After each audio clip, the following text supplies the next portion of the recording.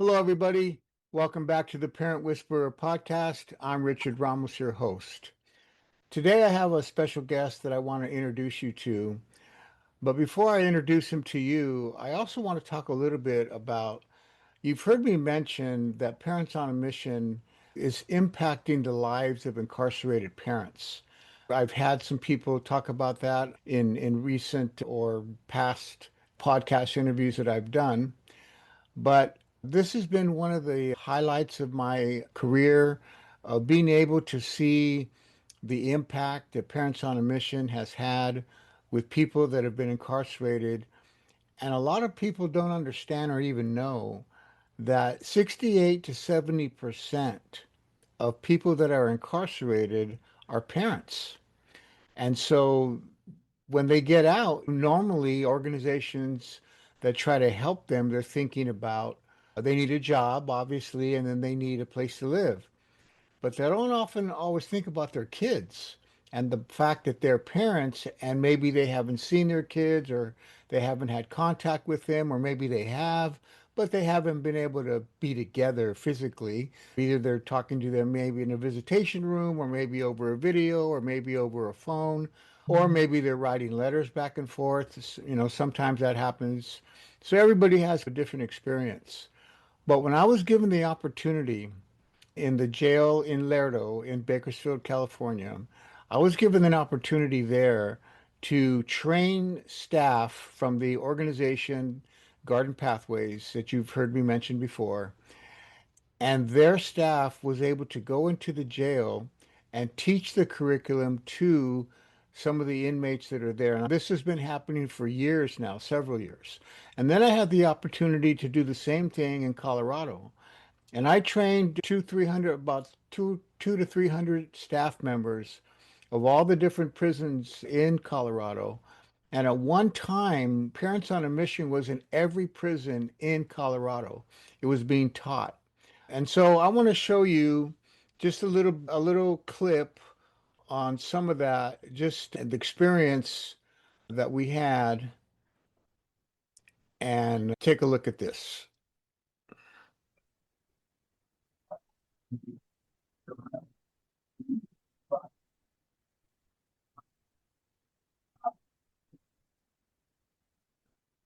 Right now in the United States, there are around 2.2 million people incarcerated. 70% of them are parents. Yes, I'm a single mom. I have 3 children. One of my children I gave up for adoption when I was 17, and then I have 2 daughters who are 5 and 6. I felt like giving up a lot of times. I'm battling for my kids right now. Made a lot of mistakes as a father to my kids. I want my son to be a good man. So I gotta figure out how to wait to break the cycle. They can't see you, they can't free you when you remain. Hi, I'm Richard Ramos. I'm the author and founder of Parents on a Mission, and I've been working with families and youth for over 30 years, trying to help parents prevent their children from going down the wrong road. Our mission is to turn the hearts of parents to their children and the hearts of children back to their parents as the best method for preventing children from joining negative lifestyles. My kids grew up in a visiting room, trying to parent them from prison. And they're getting to the point, like what Jesky said, is where before when they were younger, I love you, daddy, miss you. And now to where the anger is coming out of, you haven't been there. My name is Stephanie Harwood. Miss Harwood, since the moment she stepped grounds on this facility, has had a very angry heart and a very resentful attitude towards anyone and everyone. It didn't matter who you were. I was 15, a family friend beat and raped me really bad. That's when I started to really hate myself, thinking something was wrong with me. I wasn't a good mom. I've taken probably 3 parenting classes, and I've been in prison for 5 years. This class actually taught me how to be a mom, not how to raise a child, but to actually be a mom, and that's something that I needed. And for somebody like Miss Ayala to actually care enough about us and to help and fight us. To be a part of her seeing her son for the first 5 years was probably the most phenomenal thing in my life. Because I can't even imagine what it would feel like to your kid. When they bring something like Parents on a Mission to a place like this, it gives people avenues to be able to understand their kids and understand how families are supposed to be ran, and gives them some type of structure to go back to their families and share their structure with their families. A lot of us never really had structure. All right, so that's just a little clip of a documentary that I did. You can watch the full documentary if you want to on my website at richardrramos.com.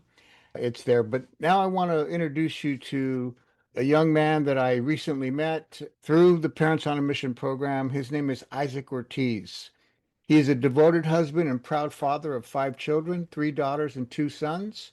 Drawing from his own experiences with incarceration, reentry, and gang involvement, Isaac now serves as a mentoring specialist supporting adults who are working to rebuild their lives and make positive changes. Isaac has experienced approximately 10 years in and out of incarceration, and he has transformed those challenges into a passion for helping others. He is currently a senior at California State University, Bakersfield, majoring in psychology and plans to graduate in spring of 2027. He received the 2023 Hidden Gold Award from Heart of the Country annual fundraising event held by Garden Pathways, where 2 mentees are recognized for their transformation. Isaac, congratulations and welcome to the program. Thank you, Richard. It's a pleasure. It's been a blessing and it's been a journey.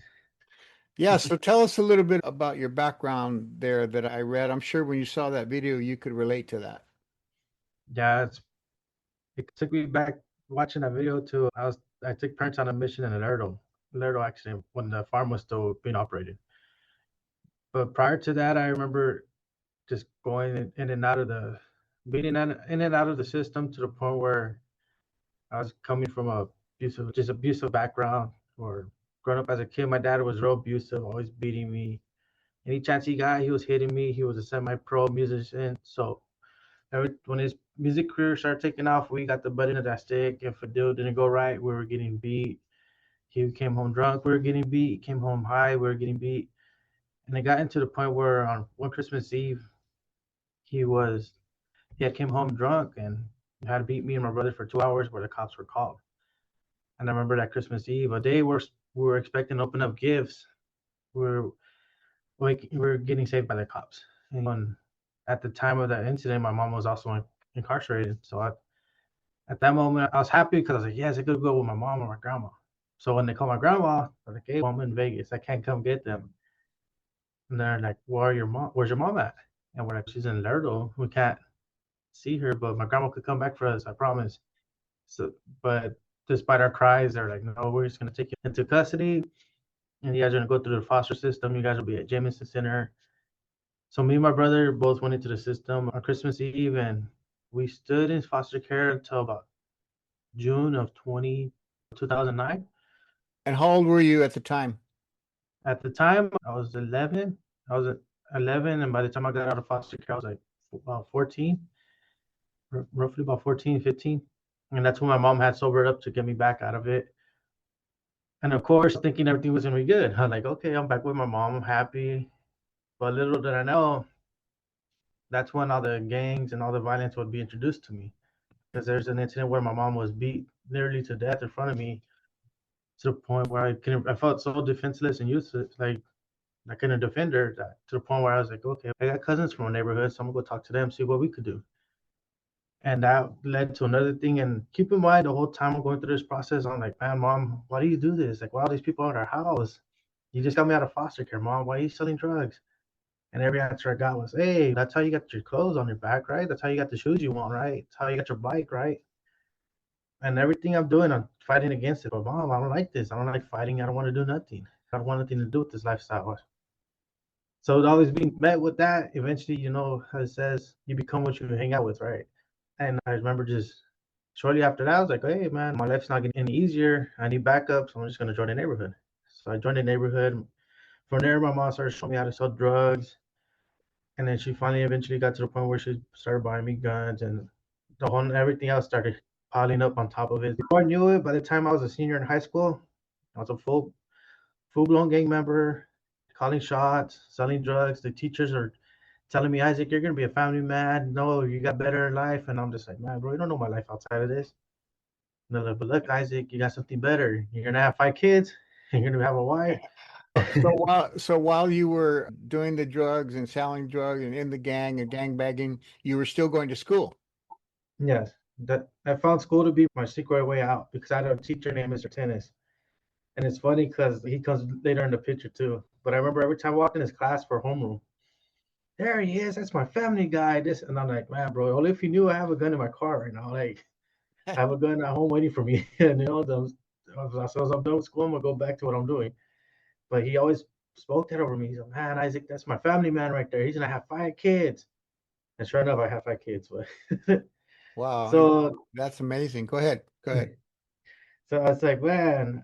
So later on, as soon as my senior year came, I really never completed high school. I ended up just dropping out because I was thought selling drugs was bringing in enough money to make a living.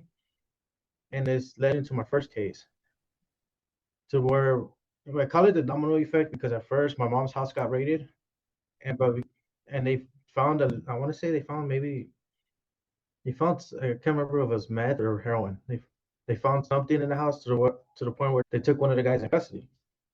So a week later, not thinking nothing about it, they ended up raiding my house where they found 3 guns and some meth and a weed garden I had going at the time, or marijuana garden. And then I remember my mom bailed me out and she goes, hey, that's just part of the game. Let's go keep going. And I'm like, Mom, can I just go to jail? What do you mean? At this time, we had these problems with these people down the street. So I remember on my mom's birthday, I'm just telling my mom, I'm like, I'm kind of cool. I want to stay out of everything. I want to stay away from everything. Because, but son, that's the game. You don't know. And this problem just escalated on our birthday. So the evening of her birthday, it escalated to a point where I ended up getting in a fight and guns got drawn. And next you know, sheriffs pulled up and they're like, hey, we saw a shooting. And who did it? And I was like, they end up having me, my mom, and my brother in handcuffs. And I'm like, hey, they're saying you guys shot at them. Who shot at them? And my mom's like, I'm not going to jail. It's my birthday. And that betrayal honestly hurt. I was like, oh, mom, what the heck? You're telling us this is the lifestyle. And now, but then at the end of the day, too, though, I felt it was my responsibility to take the blame for it. And because I was the one that actually did it. Yeah. So I went to jail and everything happened. And the cops were like, hey, Isaac, we respect your honesty. Not many people are going to tell a cop that they pulled the trigger on somebody in front of us. And I was like, yeah, so how much time do you think I'm looking at? And they're like, you're going to prison for sure. But how long, we don't know. We can't tell you. We're not a judge. But thank God I got blessed and I only got 5 years. And I ended up signing for the gun charges on that case. But I remember during that To be clear, in this gun, you didn't kill somebody, you shot at somebody. Yeah. Yeah. Okay. Yeah. So thank God nobody was really hurt. It was just a chaotic scene that sounds more drastic than it really was. But during that term, I remember this guy invited me to a Bible study and he goes, Isaac, you're not what these streets say you are. You have a heart. You're not what these streets tell you. You have a heart. All those things spoken over you, and I just remember just breaking down in tears. And so Wow. I just broke down in tears. I'm like, hey, that's something I needed to hear in the midst of all this. So as that progressed, I remember going forward to the main line, and now I'm closer to my out date. And I remember this brother, he was from LA. He walked up to me and goes, Brother Isaac. And I knew this was from God because I was like, hey, why is he calling me by Isaac? He's not calling me by my street name. He's like, Brother Isaac, I'm going to tell you, if you don't take your Bible, you're going to be right back. So my release date comes, guess what I did? I looked at my Bible, I'm good. I don't need it. And so I left it, and sure enough, I go back to my mom's, and now my mom's doing things even bigger. Wow. And little do I know my mom has gang unit watching her now. She has all these different agencies spying on her, watching her. And me being on parole, I kept telling my mom, hey mom, is it safe to go to your house? I'm talking to someone, they want to meet at your house. Is it okay if I meet there? And my mom said, yeah, you're good. Everything's put away. I don't have anything now, mom, this and that. So 30 days later, they raid the house. and they end up turning up heroin, meth, and a gun.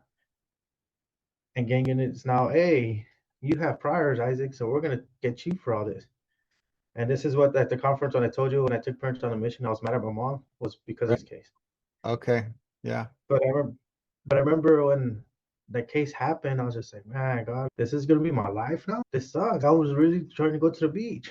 Like I really was planning to go to the beach. I was finally getting with somebody else gonna get me away from everything. And just like that, everything was stripped from me. So I remember just sitting there and my mom bailed out, her boyfriend bailed out.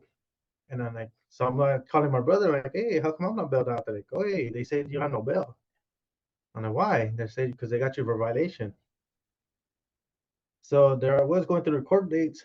My mom and her boyfriend were out of custody while I'm in shackles, and I'm like, this sucks. It was an embarrassing moment, but at the end of the day, I thank God for that moment because that was one of my biggest blessings. Because it was that term, that's when I finally really I ended up signing for. It was a 6-year split. But I remember when I did that, I was like, man, I don't want to go to prison. I want to stay in county. So they're like, do 2 years in, you do 2 years out, but the 2 years turned into 4 years. I don't know how that worked, but all I know Yeah. is all I know is when I was done, they're like, hey, you have a 6-year sentence, Isaac. You need to stay clean. So I was like, okay. But I remember that time I landed in the farm, and they're like, hey, you should take palm class. I'm like, what's palm class? They're like, yeah, palm, POM. I'm like, what's that? That gives you a kick. So this is all I know about palms. It gives you a kick. And I keep in mind, I was like, okay. And they're like, it's parents on a mission. But I'm like, I don't have kids right now. They don't need kids. You just have to be young enough to take it. You fall in a gap. You're 18 to 24. Okay, so finally, I did about 7 months in that term. And then they called me up. They, hey, Ortiz, you're interested in our prom class? They're starting a cohort in, I want to say it was like February of 2017, 2018. And I was like, yeah, sign me up. And so the first day I get there, me and my best friend Tanner, rest in peace, at Lino, we're like, hey, like, we're just gonna finish this class and get out, man. All right, cool. That's the deal. We're gonna finish this class and get out. And how So long we ended, the parents on a mission classes, how long were they at the time? at the time, I believe it was a 6-week class. 6 weeks. Okay. It was a 6-week class, and it's funny because that's when I met my current coordinator. Prior, he was my mentor once I got out, but he's my coordinator. Cool. And then Diane Barrentos was also teaching a class with Daniel Lopez. So they're like, hey man, and one thing I always stood out in the first class was like, hey, you don't know who's looking up to you. You don't know if it's a niece, a nephew, because the whole time I was taking this class, I didn't know I had my stepdaughter or my actual daughters. I didn't know that they were actually looking up to me at this time of life. I didn't even know they remembered me. But they're like, yeah, dad, my dad, I want my dad. So I was taking this whole class not knowing I have two girls looking up to me. And that was a unique experience to figure out just recently. Wow. Yeah. But I remember just going through the class and they're like, hey man, okay, we're gonna pick you up. And this cake was because it was really we get a cake once we completed the class. And I'm like, man, I still got 3 months after this class. I don't think they're gonna come pick me up. They're like, yeah, we're gonna pick you up. So sure enough, we get picked up and go home. And they're like, what did you take from the class? And the mission statement, turn your heart to your parent. That kind of resonated with me because as mad as I was at my mom when I took that class, it really taught me like, okay, if I want my family to change, I have to turn my heart to my mom. And it was hard at the time because I remember during that time my mom was even worse in her addiction when I got out. Yeah, let me just clarify for people that are listening and watching that don't know the Parents on a Mission. Our mission statement is to turn the hearts of parents to their children and the hearts of children to their parents as the best method for preventing children from joining negative lifestyles. So what Isaac is talking about is the part where it says turning the hearts of children towards their parents, which is really about forgiveness. So go ahead, Isaac. And so I just forgiving my mom was a challenge on that situation because I looked at my mom, I was like, man, mom, I took a case for you guys and you just got worse in your addiction. I don't even have a phone. I literally lost everything. I lost my ex-partner at the time. Nobody wanted to hang out with me because they said everywhere I'm going, their houses are getting hit. And I was just like, man, what's going on here? And I remember at that time, that's when I started tattooing my face because I really thought that was gonna be my life. But during that time, I remember Dad, he made a statement. He goes, Isaac, if you don't decide to come back, we're always gonna be open for you. So when you're ready, just come back. We'll help you change. Because of course, that time I didn't come back. I was so caught up with my mom's addiction, the lifestyle of everything going on, and I honestly thought it was okay because now we're introduced to the smoke shop scene. Now we have all these different smoke shops. We got fast money, so we're like, hey, who needs a job? A little did I know I needed a job, and thank God it. But I think it was, and then the reason why I brought up the smoke shop scene was because of Tanner, my best friend I took that class with. I remember Tanner Blankenship one day. We were working in smoke shops and ended up doing the job I was doing, watching the door. And I remember right before he passed away, he had went to my mom's house and he goes, "Hey, tell Isaac I said I love him." And I'm like, what the heck? Why is he saying that? And my mom's like, yeah, that's weird. He never calls you by your name. And then a day later, we get the news that he was killed. He was killed Oh, in a wow. stabbing. Wow. Yeah. And I remember back to our prom classes. I remember what Tanner was sharing. He goes, "Yeah, bro, it's true. All our kids are different. They have different personalities." I started laughing. I'm like, "That's true, huh? You get around a lot of kids. They do have different personalities." And I'm like, how do you get along with your daughters? Because he had daughters. I'm like, how do you get along when you don't disagree? And he goes, "Man, I'm not gonna lie. I wrote a letter. It really worked." And so when he passed away, the first thing that came to mind was, dang, parents on the mission. I need to get back to Garden Pathways. And they get back to Garden Pathways. And sure enough, it was the same month, two of my other friends died in the same day. One was Oh, wow. one was shot and killed as he exited an apartment, and one was left in the orchards. And he ended up becoming a cold case. And I remember after that, I just grabbed my son and and now at the time, now I finally had my own son. I was back with my wife and kids. And I remember just getting back with my wife, honestly. And when I finally got back with my wife, like I was just like, man, I'm done. I want to change. Because now this is backing up a little bit. She was pregnant. And she goes, yeah, now you got a son coming. But now you got your daughters that are looked up to you. I was like, okay. But sure enough, I went one last term, and this last term really did it for me. And I was like, you know what, man, if they have palm, I'm gonna jump on it. Unfortunately, they didn't have it this last time because I went to prison. But I remember when I finally got out, I was just like, you know what, man, I'm ready to change. And I came back to Garden Pathways, and that's when I finally Yeah. did it. And that your story just reminds me of so many people that we've had who experienced parents on a mission either while they were incarcerated or after they got out, and they're just totally transformed their life. And because of that, it transformed the life of their children and the family. And so that's what you're describing. And now when you went back to Garden Pathways, did you go back to take the classes again, or did you go back to to get hired there? When I first joined Garden Pathways, honestly, it was through our West Tech class. So I remember I told my probation officer, I'm like, hey, I want to change. I'm done. And I got my wife, I got my kids, now my son. And this was my last term. I really didn't go into details about it, but I caught one more term after Tanner passed away. And I remember at that moment, life was just hitting me. And I was just like, man. And I'm looking at my wife because now she's back in the picture. And she goes, Isaac, I knew you since before all this. I knew you in high school. I knew the good you. So when I went to Garden Pathways, honestly, I didn't expect to go as far as I did. Wow. And I remember I just went. I'm like, okay. And I had to get to a point in my life. I was like, you know what? My way's not working. Help me, Dan. I need help. He goes, you're in the right spot, my man. And from there, everything took off. I got work. I was able to I was able to actually get married and renew my vows while seeking services with Garden Pathways. And then after that, I think it was towards the end of my mentorship program. That's when I finally was like, hey, Dan, I want to become a mentor. But then that conversation of Palm came up again. He goes, hey, man, were you in this class? And it's funny because he gave me an actual picture of me in the class with Diane on the sides. Yeah. Yeah. And I remember that picture and I was like, man, how do you have this picture, man? I've been looking for pictures everywhere. And then that picture I'm next to my best friend Tanner. Uh, And it's yeah. funny because he goes, It's weird because I always kept his picture for some odd reason, but I never keep my pictures from there. Now, this was a picture of you guys incarcerated. Yeah, Lerdo. And Tanner, your partner, but he ended up passing away. Yeah.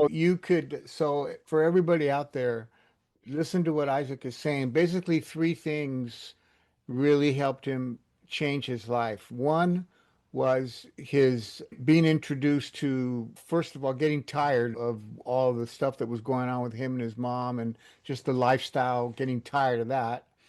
And then secondly, getting introduced to the classes of Parents on a Mission in the Lerdo jail. And then third, having faith in God. For somebody from LA, another inmate shared with him about faith, to introducing him to having a relationship with the Lord. And then finally, his motivation and love for his wife and his children. And so now here, Isaac, look at you now. So talk a little bit about what are you doing now at Garden Pathways? Who do you work with and what do you do? So today I'm a mentoring specialist for the adult reentry program side of our organization. I pretty much help anybody that's on county supervision.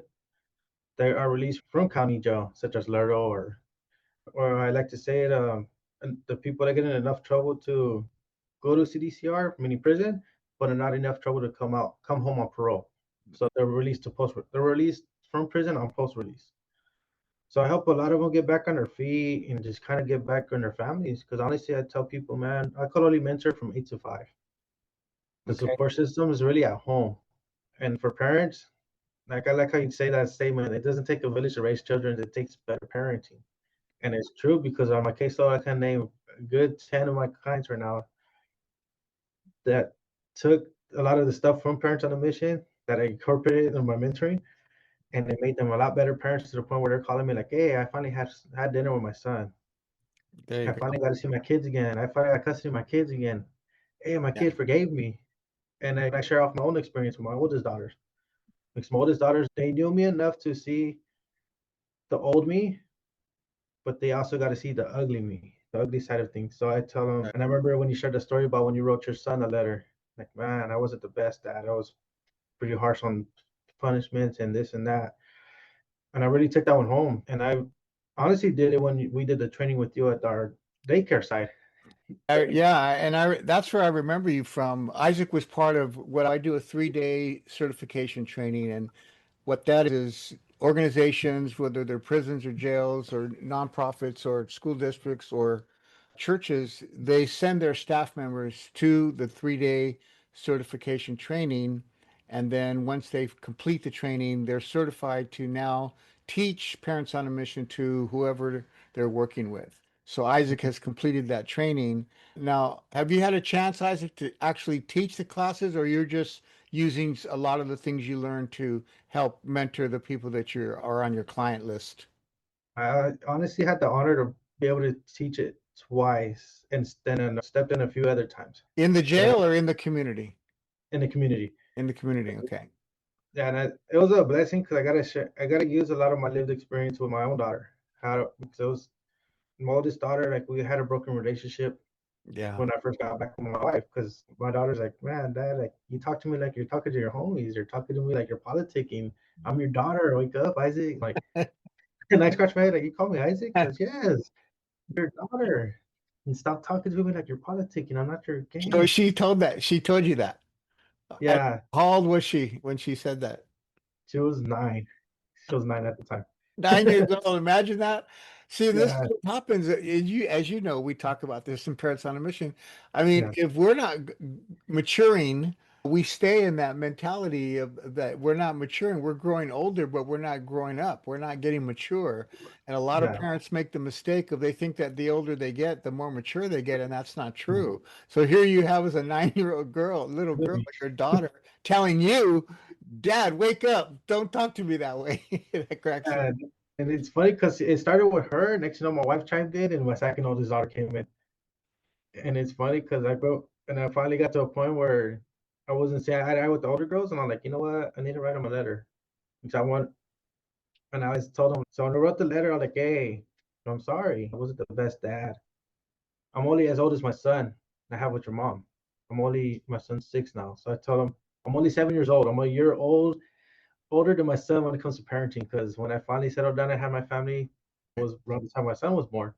But that doesn't mean I never looked at you guys as you guys are not my children, because I got your guys' names tattooed for a reason. And that moment sparked something big to the point where my daughter looked at me crying. She said, "I forgive you, Dad. I'm happy you're my dad." I'm like, oh. So I Wow. remember at that moment, they're like, damn. And so I noticed at those moments, the little moments that took, I started realizing like, okay, all my kids are different. My oldest is clingy. My second oldest is quiet. My boy, he's into all these anime stuff. My little son's a goofball. My baby's a laugh ball of joy, laughter, and Yeah. No, and it's good. that's And it's wonderful. and I remember when you shared the card you had from your daughter, from your kids, Yes. and you're like, and I was like, man, how do I get that? And sure enough, I remember after I wrote that letter, I got my card from on Father's Day, Yep. and I had a paragraph from every single kid, and I was like, except for my baby, she can't write yet, but Of course. I had a whole card full of scribbles, which it's good enough. That's enough, man. That's how it works because our kids, they really appreciate the simple thing of just writing a note or a letter, expressing our heart, and then they follow suit. And my kids still do that to this day. When they give me a card, they don't just give it to me with the printed part of it, they write in it their own thoughts and their own, and I do the same thing. So it's an ongoing thing, but it's a great tool for parents to sometimes we can't express it verbally. We can express how we feel by writing it down. Now, Yeah, let me ask you, so as a mentoring specialist, yeah. you're working directly with men, just men, right? Not women. Both men and women. Men and women. Now they're coming out of incarceration. Now, are they appointed to you? How do you get in touch with them? They're usually referred out to us in a number of ways. Some of the clients come in asking for services, and then the probation officer will send us a referral. Or in some cases, they'll hear, "Hey, I heard about Garden Pathways. I heard a lot of good things about that." Or then there's now more recently, because I know they just went into the facility again to teaching parents on a mission. We've been getting a lot of clients that are taking parents on a mission in custody. I believe right now on my caseload, I have maybe about 4 or 5 clients that took parents on a mission that are on my caseload right now, Cool. and all of them are doing good. They're like, Wow. man, parents on a mission made me want to come get services from you guys. And I'm like, and I finally explained, I'm like, wait, well, parents on a mission is another class, but we're taught to train it. Yeah. And they're like, no way. So and what do you learn from it? What do you take from it? And I leverage how my relationship with my kids and my family were into how we are today, like how we're actively in the church, how we're all actively on the worship team, how we all serve together. And I also tell them too, like one thing that helped me a lot with my kids was when you're sharing the thought processes. Have you ever, like, I tell them, hey, do you ever stop to ask your kid, what do they think? What do they feel? Humbling ourselves to our kids. Because that was a big one for me. Because me personally, as a person that was a shot caller, I was like, hey, you do my things my way, right? My daughter's like, nah, dad, no, we're a family now. And it's Right. because those moments happen. But then I Yeah. think back when there's parents on a mission, I'm like, oh yeah, you have to humble yourself to your kids, especially if you want your kids to listen to you. Because if they don't have a voice, they're not going to tell you nothing. Yeah, and I think a lot of dads have trouble, and moms too, humbling ourselves, being humble with our children.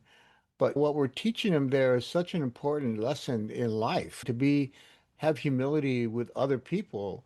And that when you're showing humility, it's not weakness, it's strength. To be able to be humble, especially with children, that takes a lot of strength and a lot of emotional maturity. And when parents do that, we're demonstrating to them a way to act with other people, their siblings or their whoever in other relationships. Now, in your bio here, it says that you are a senior at the California State University in Bakersfield, majoring in psychology. So talk about that a little bit. What motivated that? So honestly, because it was really being in church.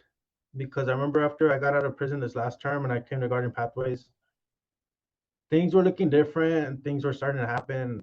And God, I feel like God was showing me like where I really belong. And He showed me my gift of pointing to others. And He started realizing how compassionate my heart was. So I remember my last meeting with Dan, I had asked Dan, I'm like, hey, Dan, I want to be a mentor. And then at me, he goes, we're like, we do have a gift of pointing and talking. You could talk natural. And then he introduced me to this program at Cal State that helps incarcerated students get into higher education. And keep in mind, my goal was just to get a drug and alcohol certificate. And but when I went, God's like, no, you're gonna get a degree. So I'm sitting there with Tiffany James. She's now at Cal State Right. Sacramento, the director. And I was talking to her, and she says, "No, Isaac, we do 4-year degrees. We don't do certificate programs." So me and mine, I prayed on the spot. Hey God, where do you want me to go? I don't know nothing about psychology. I don't know what sociology means. It's scientific, and I felt like that tug, like psychology. And I remember just signing in. I remember just okay, I'll do psychology. So I signed up, did my schedule, met with my advisor, and sure enough, I remember I shared the news with Dan. And this is where my award came into play because I shared my news with Dan. And, hey, Dan, I got accepted. He goes, hey, my man, can you come in for a one-on-one? I go, I want to share something with you. And at this time, I'm thinking it's a job offer. And then, Yeah. I'm like, oh, they're going to offer me a job. I'm telling my wife. And I go and he goes, hey, my man, we want to shoot a video of your story, transformation. I'm like, yeah. He goes, yeah, we're going to show it to a probation panel. The mayor wants to see it. She wants to meet you. You're going to have dinner with the mayor on this night. Okay, I'm thinking nothing of it. I'm like, okay, cool. Yeah, I'll do the video. So on our Garden Pathways website, on the testimonials, they have a video of me recorded sharing my story. And it's funny because I'm my first day at Cal State, we meet and they're recording me. They're walking around, and I'm always in my oil field clothes because I was in the oil fields before I got into the recovery field. And I remember just doing the video, and then sure enough, I remember he calls me back. Goes, hey man, for this dinner, who can you bring? I'm like, I want to bring my grandma for one because she's always prayed for me to change. I want to see her. I want her to see the video, and then my mom, her boyfriend or her fiance now, and my wife. And at the time, my wife was pregnant with my daughter, who's now 3. And I was just like, okay, man. Sure enough, that's when we get the tickets. Hey, meet at the Crystal Palace, and hey, that's a fan base. We get there, it's like a whole ball. I'm like, whoa, this is new. All these high-ranking members in the community, like congressmen, like Shannon Grove was there talking to me. Mayor goes there, and a few other people just in the community, like high-ranking leaders. And I'm like, man, like this is something new. And they're like, yeah, Isaac, we're gonna need you by the stage. And this is when I get my award. Remember, I got my award. Yeah. Yeah. I My read wife that. was crying. Let me read it again. The 2023 Hidden Gold Award from Heart of the Country, correct? Yes, Heart of the Country annual fundraising event. Yeah, you were given that award, man. So that's huge, brother. and it was priceless because I remember when I got it, my wife cried. She goes, "This is why I stood with you all these years. I seen this in you all along." And then my grandma, she was so smiling, so big, and she ended up making a comment. She goes, "Hey, I could go home safely now." I'm like, okay, what do you mean? Like, like we're having fun. She goes, yeah, I got to go home safely. I know you're gonna be good. The following year, they called me back to give the award to another awardee, Yeah. but that was the last. My grandma ended up passing around that time, so she got to see me give out the second award, and she ended up passing. Yeah. And I just think back to the moments when like I was running amok, and I told her about the class, and she goes, "Man," says, "Mijo, stick to those organizations, those programs, because I remember I watched the news praying I never see you dead in jail, dead or looking at long time in jail or busted for something stupid you're doing. I just pray that you change." And by the time she passed away, I was already at 2023, hit a gold awardee, a Cal State student. And I think at the time when she passed away, I was a peer recovery coach for another organization in a mental health. Wow. Wow. Wow, man. I tell you, that's a powerful story and testimony of your life and the lives of what people can have if they want to change. And I want to shout out to Dan Lopez. Dan, I've known Dan a long time. He's been doing this with Garden Pathways and one of the first people to teach Parents on a Mission in Lerdo. So, I really love him. He's great. But listen, Isaac, I want to thank you for sharing your story and sharing your time with us. It's powerful, and I wish you, your children, and your family all the best. All of us are proud of you, brother, and you just keep it going. So listen, everybody, thank you for your time. Thank you for listening or if you're watching the video on YouTube. This is the Parent Whisperer podcast. I'm Richard Ramos, the host. And don't forget, there are many resources, free resources. If you are a parent or a step parent, you can go to my website, richardrramos.com. And also, if you wanted to take Parents on a Mission, the classes, if there's not the Parent on a Mission classes in your city, you can go to my website, and for only $97, you can take the whole course by yourself or with other people that you want to invite to come and watch the videos with you. And I say only $97 because this is 15 videos. They're not very long, maybe 15 minutes, but other online courses like this charge a lot more. And you don't have to believe me, but I'm just telling you, I've been in this business a long time. And for $97, that's like about a $200 discount compared to what other programs that you would pay. So, but I put that there because not everybody has the opportunity to attend a class because Parents on a Mission, I'm trying, but it's not everywhere, but I'm trying to get it everywhere. But you can watch the videos, learn everything that Isaac talked about, learn everything we teach in those on those videos, 15 videos. Or if you like to read, my book is on the website as well. So again, thank you for watching. Please, if you have time to write a review, that it really helps me reach more people and grow my YouTube channel. Subscribe and also share the video with any friends and family that you know that listening to Isaac's testimony would be an encouragement to them. And the last thing I leave you with, as always, remember, mom and dad, Parents on a Mission is not for bad parents. It's for good parents who want to get better. Thanks for listening. See you next time.